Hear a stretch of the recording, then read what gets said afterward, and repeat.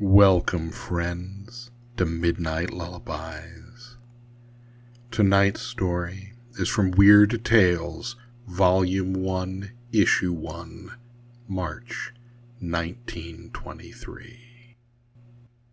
The Grave, A Story of Stark Terror by Orville R. Emerson.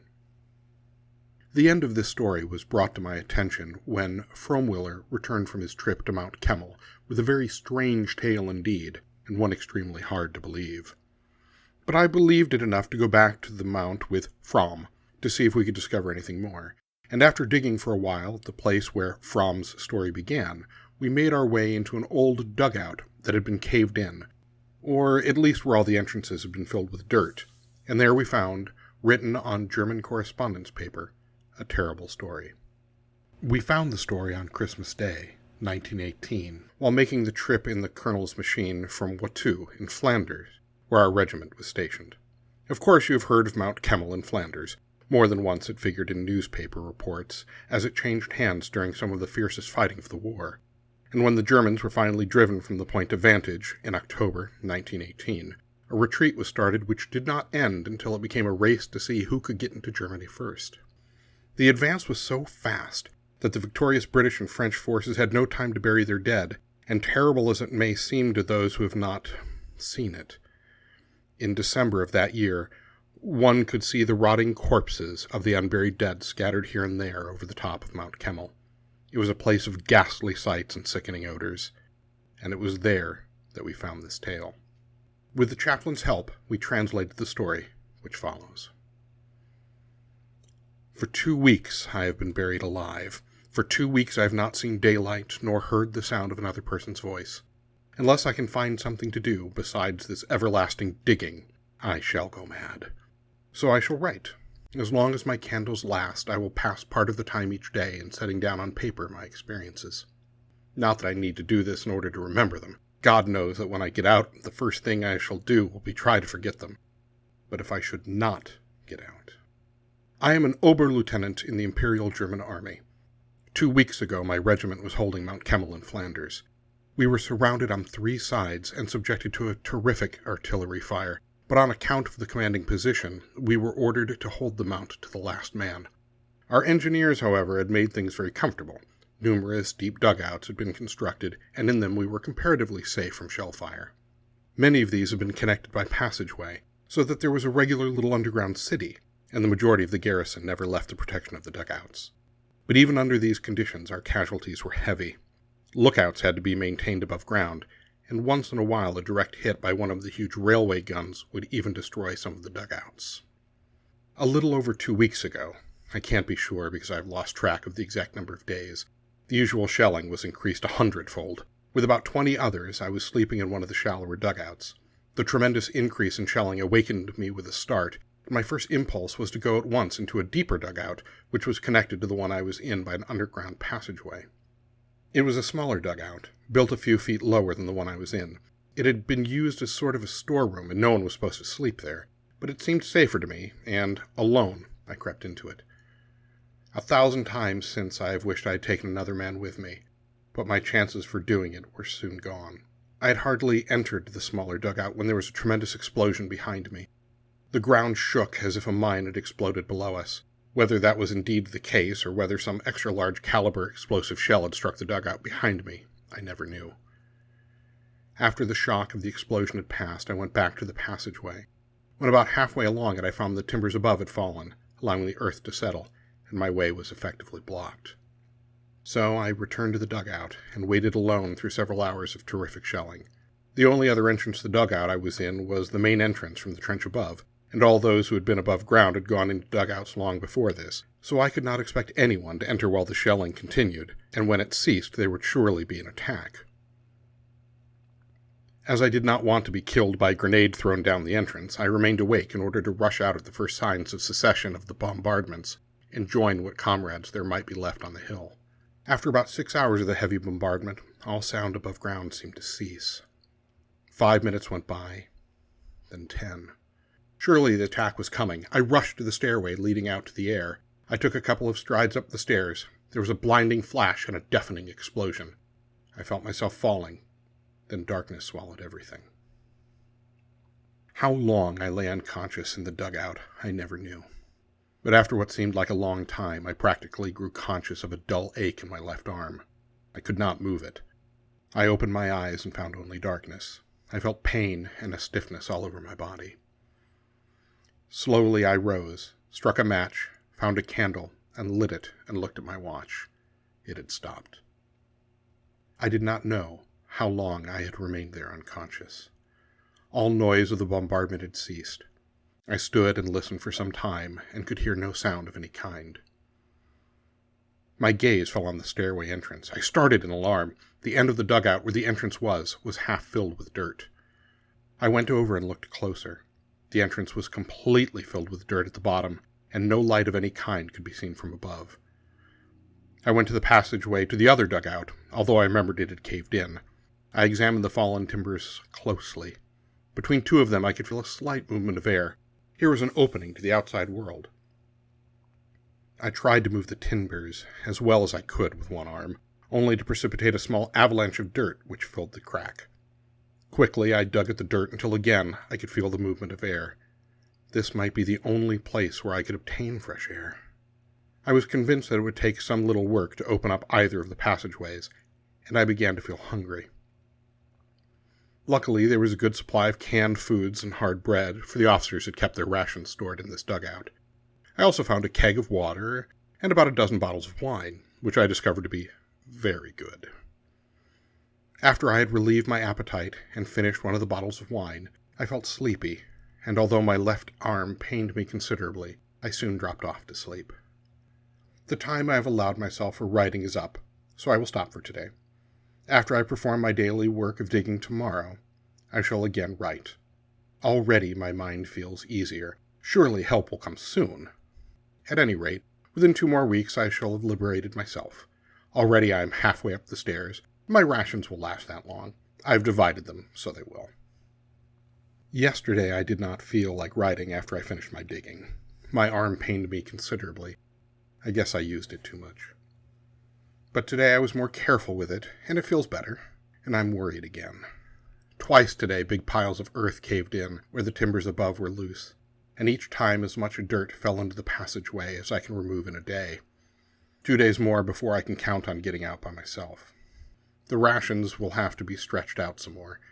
The daily amount is already pretty small, but I shall go on with my account.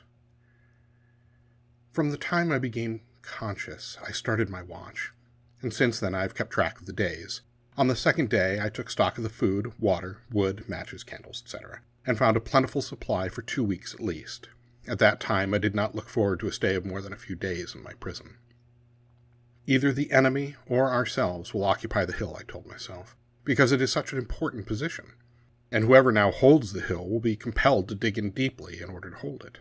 So, to my mind, it was only a matter of a few days until either the entrance or the passageway would be cleared, and my only doubts were as to whether it would be friends or enemies that would discover me. My arm felt better, although I could not use it much, and so I spent the day in reading an old newspaper which I found among the food supplies, and in waiting for help to come. What a fool I was. If I had only worked from the start, I would be just that many days nearer deliverance. On the 3rd day I was annoyed by water, which began dripping from the roof and seeping in at the sides of the dugout. I cursed the muddy water then, as I have often cursed such dugout nuisances before, but it may be that I shall yet bless the water, and it shall save my life. But it certainly made things uncomfortable, so I spent the day in moving my bunk, food and water supplies, candles, etc., up into the passageway. For a space of about 10 feet, it was unobstructed, and being slightly higher than the dugout, was drier and more comfortable. Besides, the air was much better here, as I had found that practically all of my supply of fresh air came in through the crack between the timbers, and I thought maybe the rats wouldn't bother me so much at night.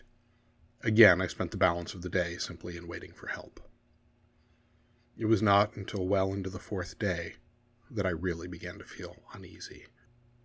It suddenly became impressed on my consciousness that I had not heard the sound of a gun, or felt the earth shake from the force of a concussion, since the fatal shell that had filled the entrance. What was the meaning of the silence? Why did I hear no sounds of fighting? It was as still as the grave. What a horrible death to die, buried alive. A panic of fear swept over me, but my will and reason reasserted itself. In time, I should be able to dig myself out by my own efforts. It would take time, but it could be done. So, although I could not use my left arm as yet, I spent the rest of that day and all of the 2 following days in digging dirt from the entrance and carrying it back into the far corner of the dugout. On the 7th day after regaining consciousness, I was tired and stiff from my unwanted exertions of the 3 previous days. I could see by this time that it was a matter of weeks, 2 or 3 at least, before I could liberate myself. I might be rescued at an earlier date, but without outside aid, it would take probably 3 more weeks of labor before I could dig my way out. Already dirt had caved in from the top where the timbers had sprung apart, and I could repair the damage to the roof of the stairway only in a crude way with one arm. But my left arm was much better. With a day's rest, I would be able to use it pretty well. Besides, I must conserve my energy, so I spent the 7th day in rest and prayer for my speedy release from a living grave. I also reapportioned my food on the basis of 3 more weeks. It made the daily portions pretty small, especially as the digging was strenuous work. There was a large supply of candles, so that I had plenty of light for my work, but the supply of water bothered me. Almost half of the small keg was gone in the first week. I decided to drink only once a day. The following 6 days were all days of feverish labor, light eating, and even lighter drinking. But despite all of my efforts, only a quarter of the keg was left at the end of 2 weeks. And the horror of the situation grew on me. My imagination would not be quiet. I would picture to myself the agonies to come, when I would have even less food and water than at present. My mind would run on and on to death by starvation, to the finding of my emaciated body by those who would eventually open up the dugout, even to their attempts to reconstruct the story of my end. And, adding to my physical discomfort, were the swarming vermin infesting the dugout and my person.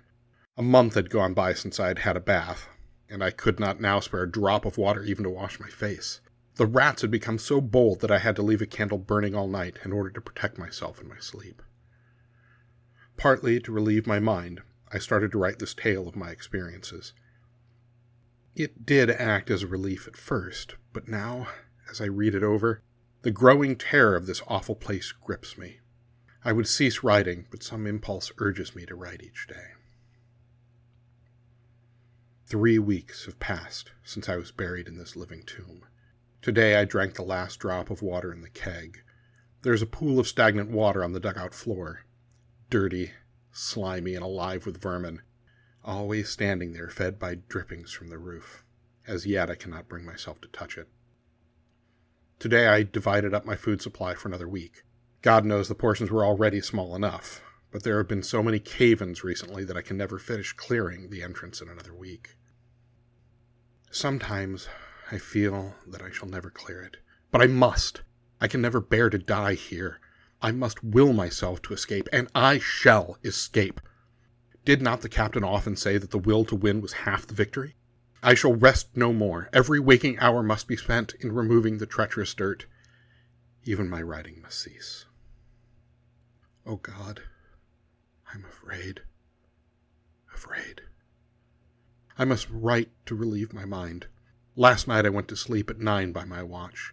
At 12 I woke to find myself in the dark, frantically digging with my bare hands at the hard sides of the dugout. After some trouble I found a candle and lit it. The whole dugout was upset.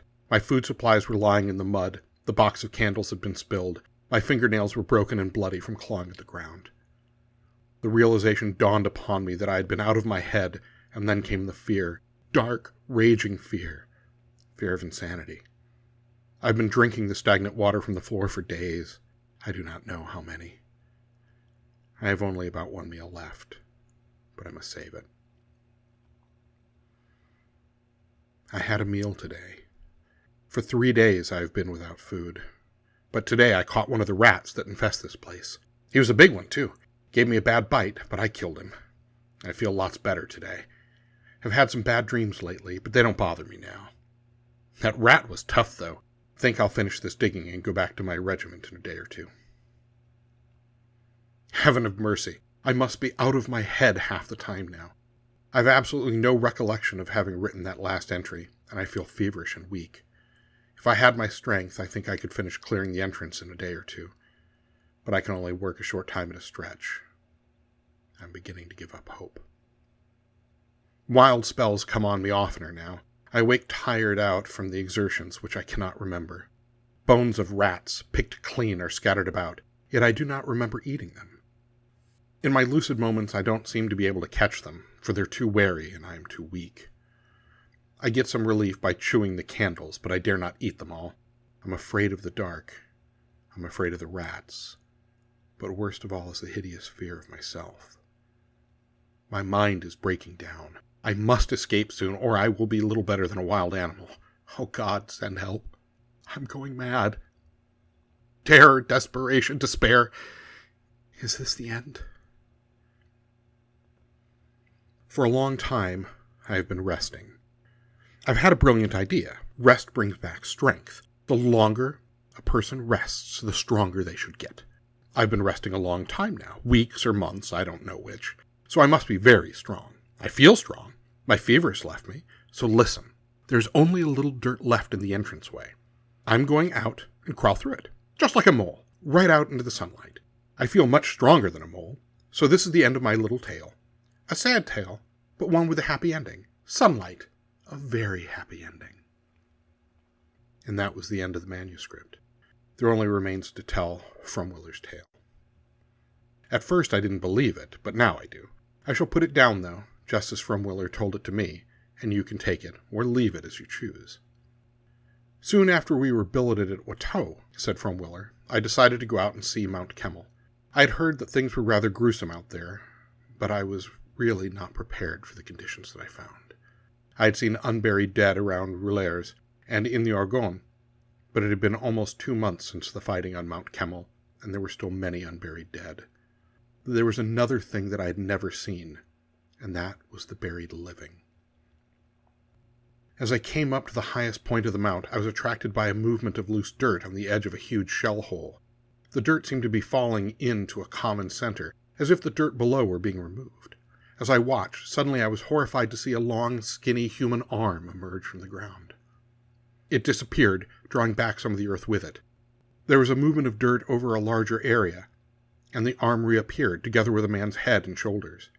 He pulled himself up out of the very ground, as it seemed, shook the dirt from his body like a huge gaunt dog, and stood erect. I never want to see such another creature. Hardly a strip of clothing was visible, and what little there was so torn and dirty that it was impossible to tell what kind it had been. The skin was drawn tightly over the bones, and there was a vacant stare in the protruding eyes. It looked like a corpse that had lain in the grave a long time. This apparition looked directly at me, and yet did not appear to see me.